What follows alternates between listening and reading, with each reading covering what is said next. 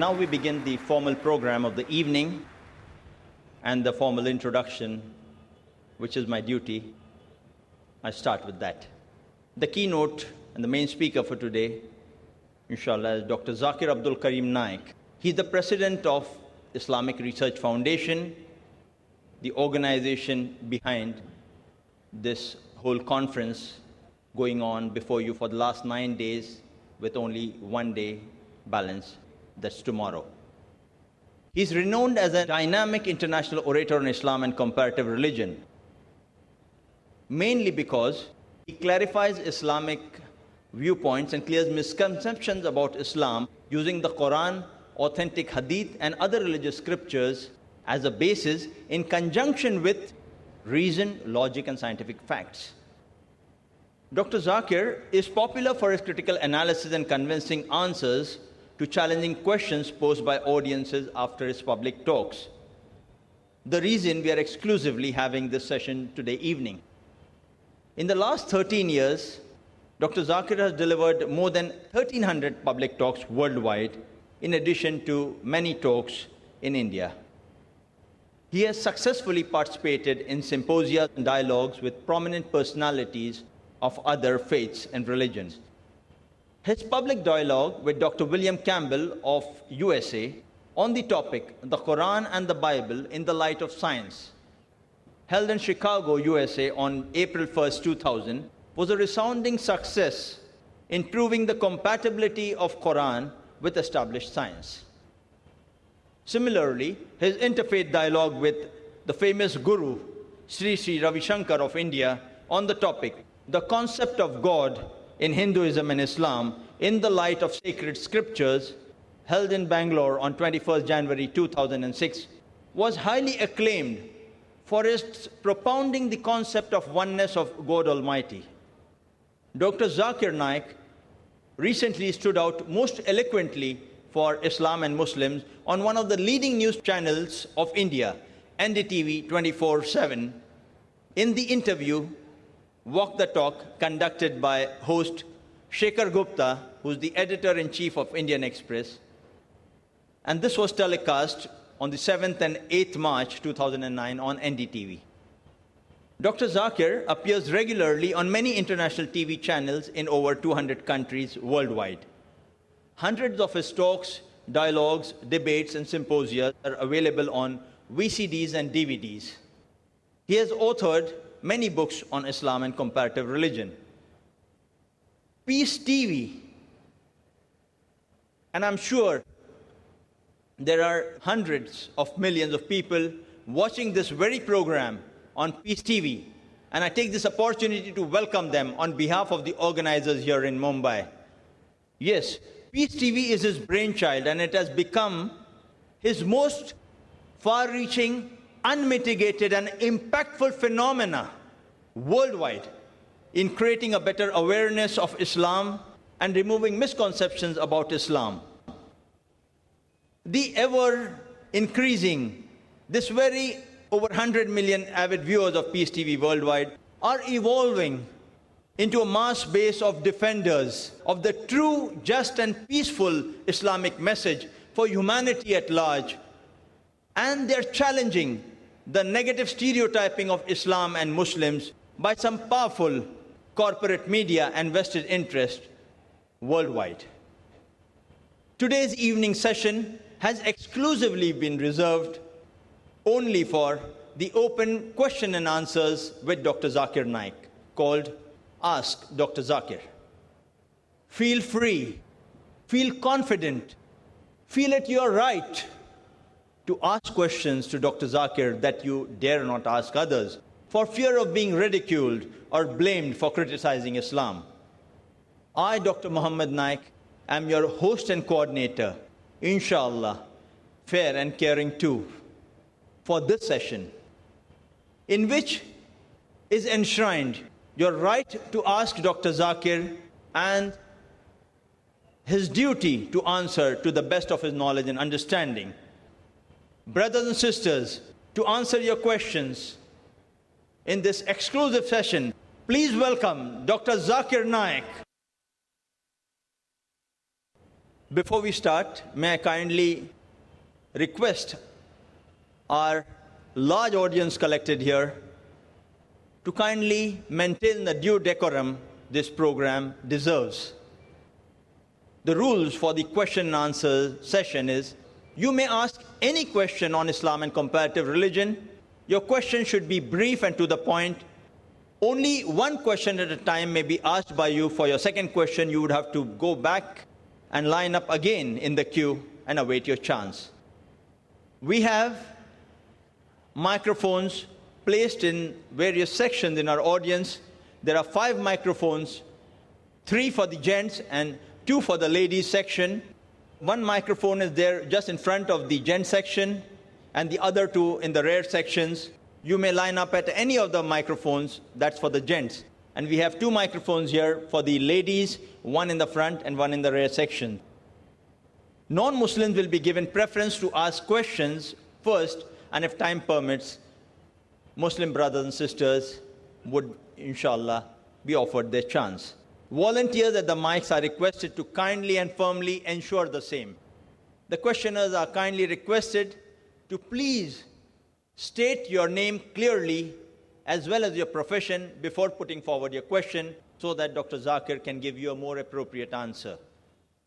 May I request Dr. Zakir to please present his initial comments for 1 or 2 minutes before we start the session. Dr. Zakir Naik.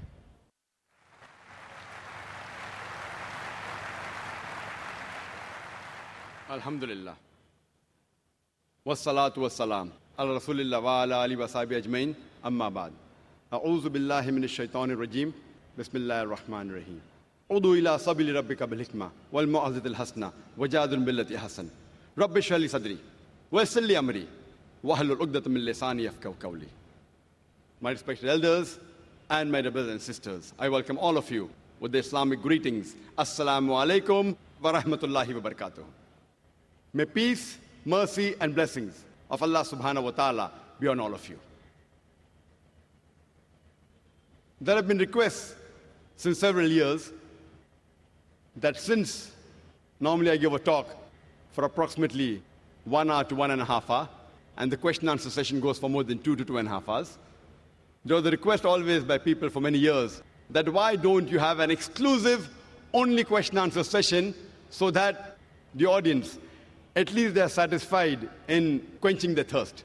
So on the request and public demand, this year we thought, let's have one evening, at least more than 3 hours, only for question and answer session.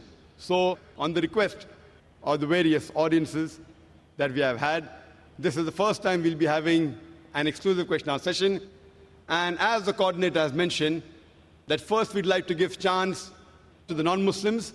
So I request my non-Muslim brothers and sisters that if you have any questions regarding Islam and comparative religion, if you have any query, if you have any misunderstanding, even if you do not agree with a single teaching of Islam, this is the opportunity to question. And inshallah, I'm young, I can take your questions, and I'll try my level best with the limited knowledge that I have, that I'll try and reply to your questions. So I'd request the Muslim brothers and sisters to first give the chance to our non-Muslim brothers and sisters, and after they have quenched their thirst, we would allow the Muslim brothers and sisters. Jazakallah shukran. If the questioners are ready at the mic, we'll start. We have 1 mic in the front for the gents there, 1 in the middle, and 1 in the rear section. 3, if you can see, first, second, third. For the ladies, we have 1 mic in the center right in front of me for the ladies and 1 on the right-hand side. Both are in the front. May we start with the first question on the mic on my left. Dr. Naik, first let me just say I'm really honored to be standing in front of you. I've watched your programs on Peace TV a lot, and I really think you're great. Can we have your name? Yeah, my name is Mahesh Ursekar, and I am a PhD student in the Department of Philosophy of Mumbai University. My question is a little technical. I would like to know what the concept of soul is in Islam. As you know, in a lot of Indian philosophy, soul and mind are taken as different, whereas in Western philosophy, soul and mind is considered as the same. So my first question is, what is the concept of soul in Islam? And the second question is, what is the relationship of the soul to the body? So that after death, does the soul leave the body? And, things like that. So there is a two-part question. What is the concept of the soul and how is it related to the body? And what happens to it after death? Thank you.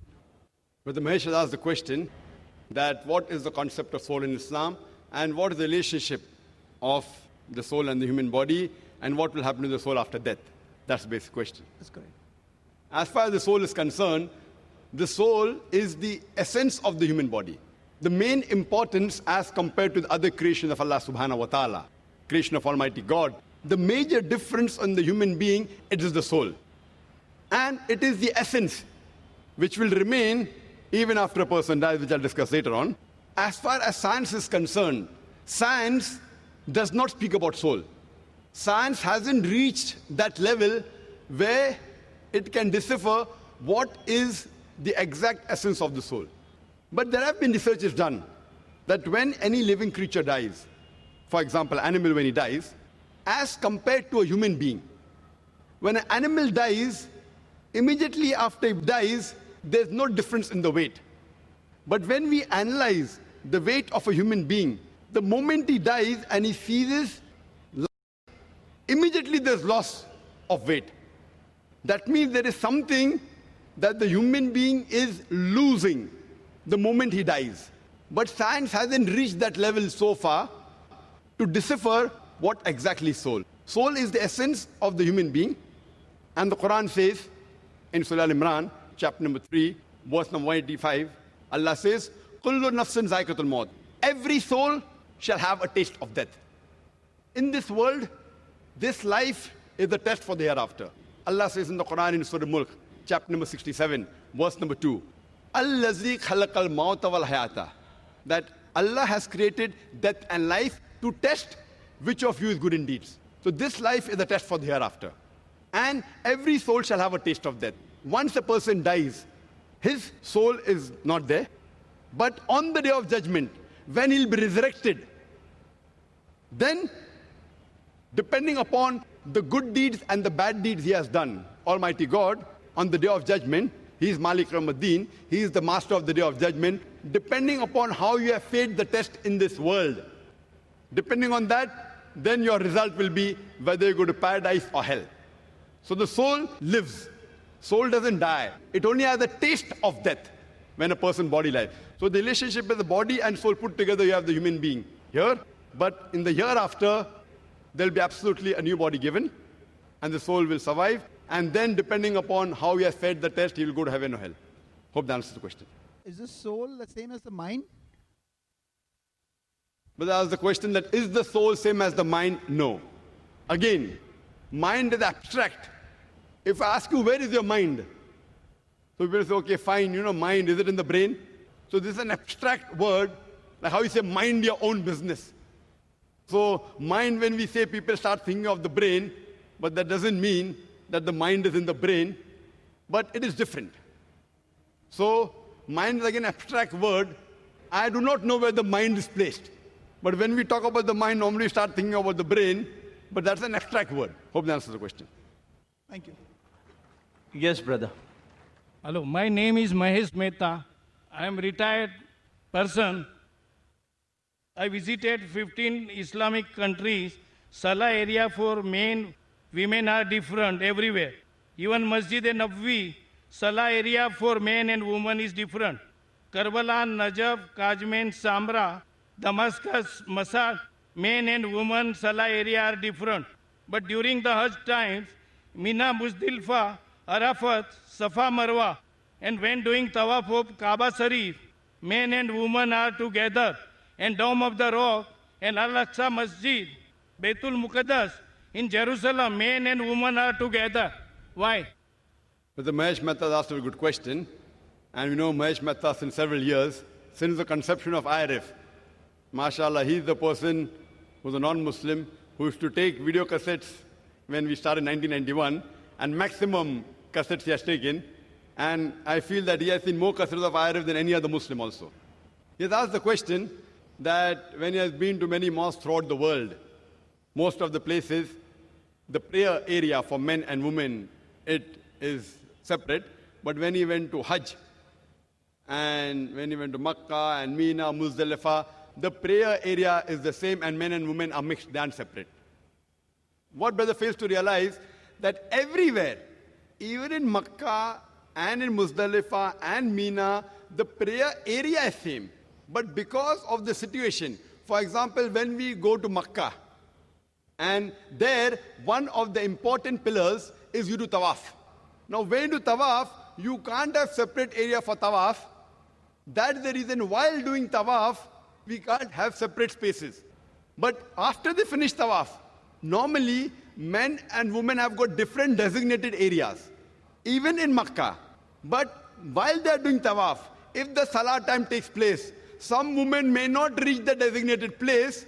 So there are occasions when they stand in areas which are not designated for the women. So because of this, there are occasions when we see, there may be some women mixed up in the gent area, but ideally, you see, when you come at the rear side, not at the mutaf, at the other part, you find that there's separate designated area for the women and separate for the men. In normal mosques that we have, the entry gates of men and women is separate. In Haram, there are separate areas even for women to enter. But because when they go for tawaf, there's bound to be that they mix.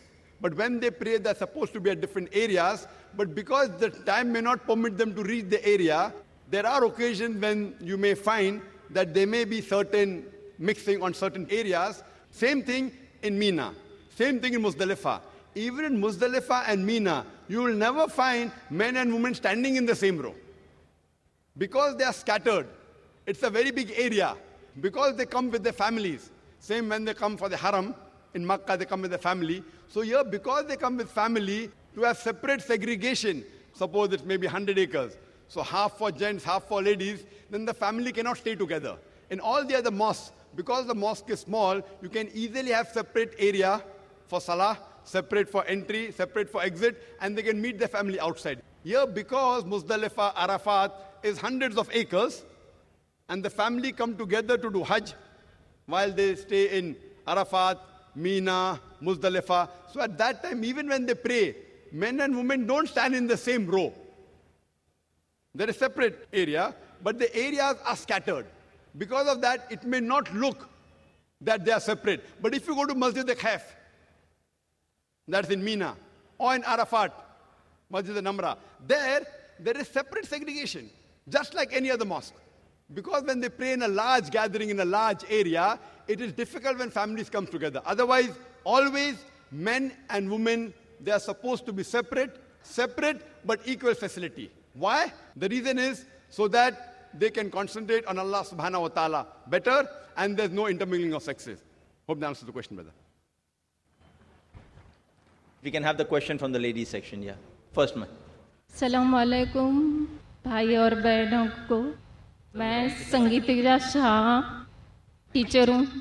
मेरा question है कि एक non Muslim मर्द अल्लाह की इबादत कर सकता है, मगर एक शादीशुदा नॉन मुस्लिम औरत अल्लाह की इबादत करने में उसे तकलीफ़ आ सकती है, तो उसको कैसे हल किया जाए और मुस्लिम समाज ने इसके लिए क्या किया है? शुक्रिया।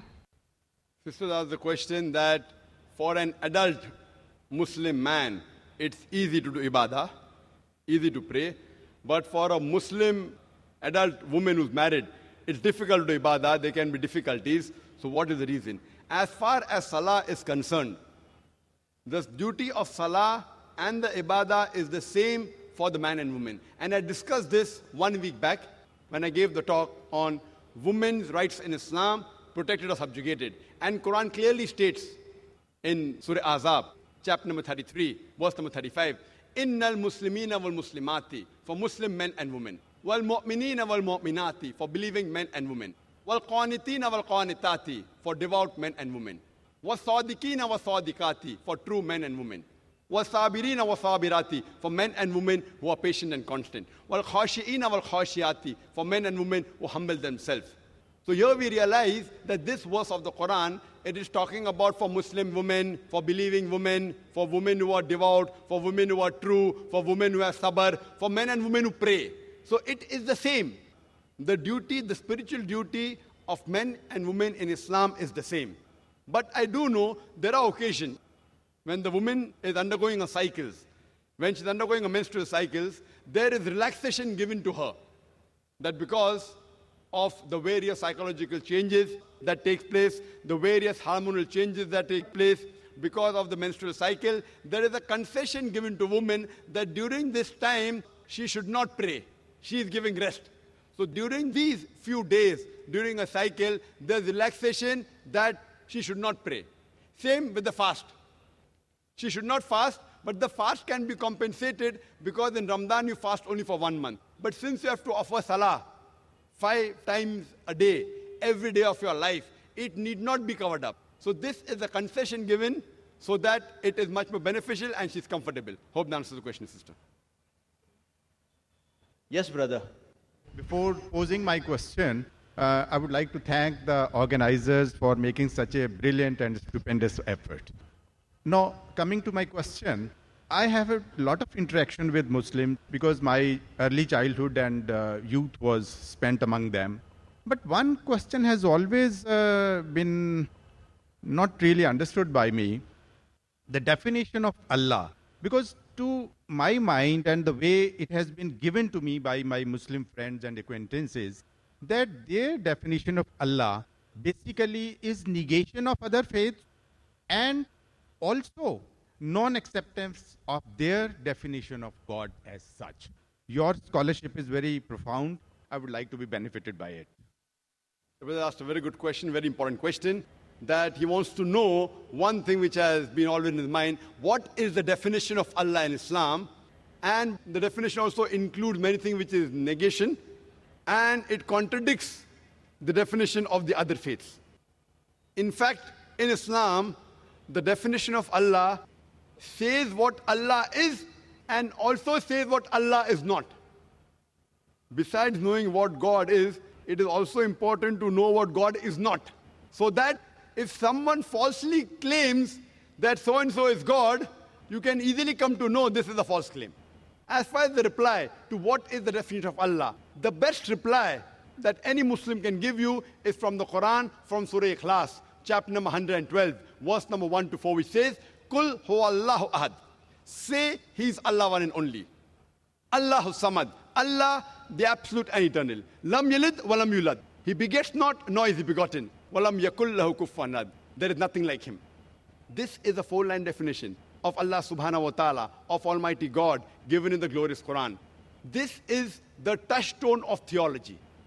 It is the litmus test to identify any person says so-and-so candidate is God. If that candidate fits in this 4-line definition, we Muslims have got no objection in accepting that candidate to be God. The first is, Qul huwallahu ahad. Say it's Allah one and only. Allahu samad. Allah, the absolute and eternal. Lam yalid walam yulad. He begets not, nor is he begotten. Walam yakul lahu kufuwan ahad. There is nothing like him. For example, I'll give you an example. There are some human beings who say that Bhagwan Rajneesh is God. During question and answer time, there was a Hindu brother who told me that if Hindus don't consider him to be God, I never said that the Hindus call Bhagwan Rajneesh to be God. There are many human beings who claim Bhagwan Rajneesh is God. Now I will give you a sample. Why do we use this negative also?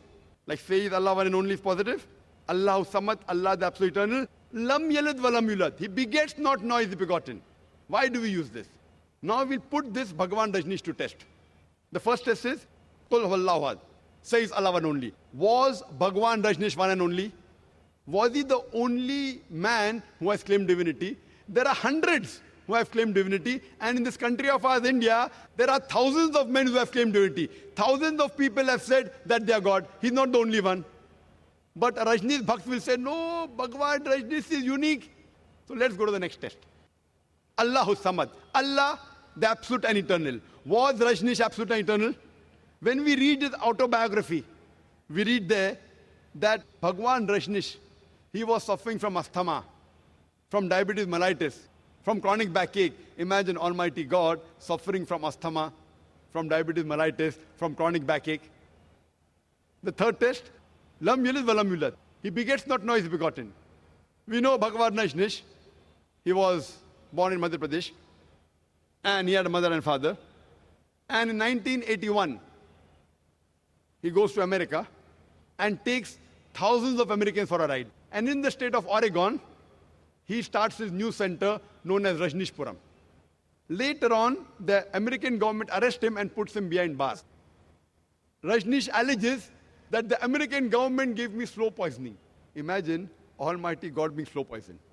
And 1985, the American government kicking him out of the country, he comes back to India and goes back to the city of Pune. And there, he goes and restarts his center, which is today called as Osho Commune.